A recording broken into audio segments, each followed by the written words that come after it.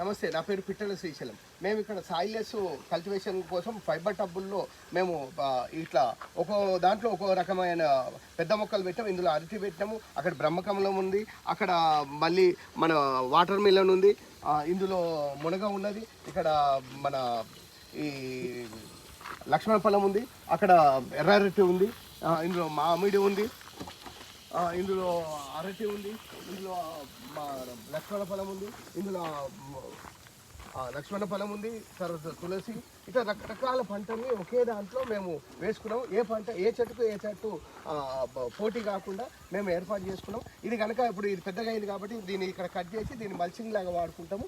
ఆటోమేటిక్గా ఈ పెద్ద మొక్కకు అదవుతుంది.